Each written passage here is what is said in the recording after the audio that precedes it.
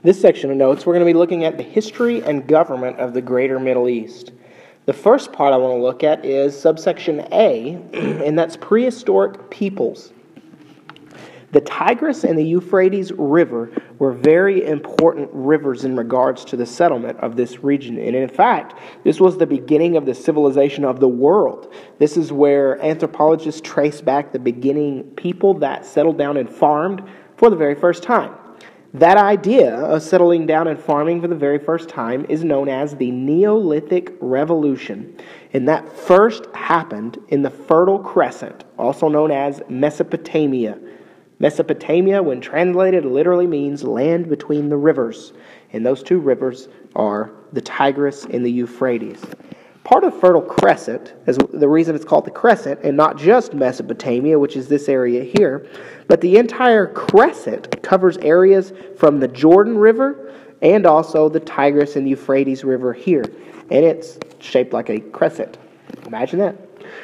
Number 2, the Nile River Valley civilization. The Nile River in Egypt was a very, very important river in regards to human civilization as well. The domestication of wheat occurred here. To domesticate something means to take it from the wild and make it useful for people. You could domesticate plants. You could also domesticate animals. Moving on to subsection B, early civilizations. Civilizations developed around the world's first culture hearths, or centers where cultures developed and from which ideas and traditions spread outwards. In other words, civilization developed here, and when you had civilization develop, you had culture develop because people were living together. And then from this point, those ideas transmitted and diffused to other parts of the world. Parts of those ideas are a written language. One type of written language can be found in the Fertile Crescent, and that was cuneiform. Cuneiform uses these wedge-shaped symbols to create words. You could see, it's kind of hard to see in that picture, but all these symbols come from a wedge which looks similar to this. And then you move it around in different patterns and make different words. That type of written language came from the Fertile Crescent. They first created this type of written language to keep track of goods that they produced, such as an excess of food or an excess of agricultural products.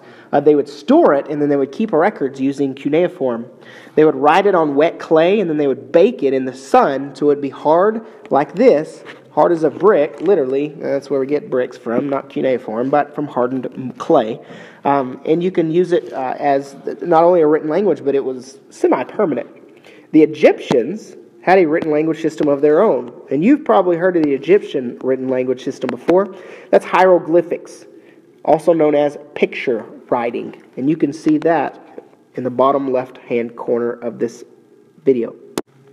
Now moving on to subsection C, empires and trade. Well, one of the major empires that developed in this region was the Persian Empire. This extended all the way from the Nile River Valley civilization to the Aegean Sea. They used what was known as the Silk Road as a trade route. This trade route connected China with Europe and the Mediterranean Sea. And because of this Silk Road, which is in the bottom right-hand corner, because of this Silk Road, you had a connection point that came through this region, went through Europe, and so the Persian Empire was able to control this area of the Silk Road, and essentially was able to control the Silk Road, which was good because that would mean that their economies were doing well, because they had this vital point, this connection point that connected China with Europe. Now I want to look at the 3 major monotheistic religions that developed in this area. This is going to be a brief lesson, and we're going to come back and hit these 3 religions in detail in the next section of notes when we're looking at the culture.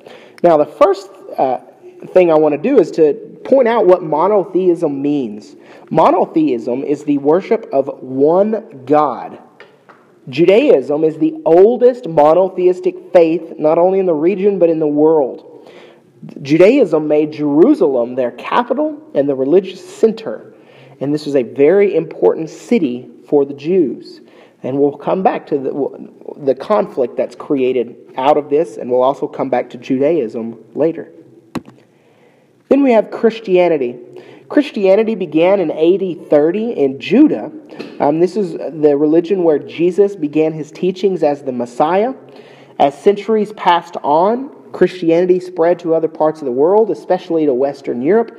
And from Western Europe, it spread to North America, and it spread all over the world. Islam kind of has a slower spread. So does Judaism. It doesn't spread as rapidly as Christianity did. But Christianity is different from Judaism because in Christianity, the Messiah, which is Jesus, has already come. And then the last major monotheistic faith of the region is Islam. Today, this is the major religion of this region. This is one of the reasons why we're looking at the Greater Middle East as a unit in itself. Islamic tradition suggests that in AD 610, revelations from God came to Muhammad, who was a merchant in the city of Mecca. Mecca is the city of Saudi Arabia. Muhammad began preaching to people that they should turn from sin and worship the true God, whose name was Allah. Today, 1/5 of the world is Muslim. There's a lot of people in this religion. And again, we'll go into more detail on this religion in the next section of notes. And then the last part that we're going to get to today is the modern era. Independence. The continuing rise of nationalism, which is a belief in the right of an ethnic group to have its own independent culture, gradually ended direct European colonial rule in this region. I know this map is blurry, it's not the best one in the world, but it's the only one I could find that had the dates of when these nations broke away from their European counterpart. And it was not that long ago. Some of them, 1960s. That was 50 years ago. So a lot of these countries haven't had their own government for very long. They're young government systems. Now moving on to the Arab-Israeli conflict. There's been fighting going on in this region for a very long time, ever since the beginning of religion. For example, the Romans expelled the Jews from their ancestral homeland of Palestine, about 1900 years ago. And there's been fighting for this region ever since. For example, the Zionists in the 1800s called for an official return to Palestine of the Jews.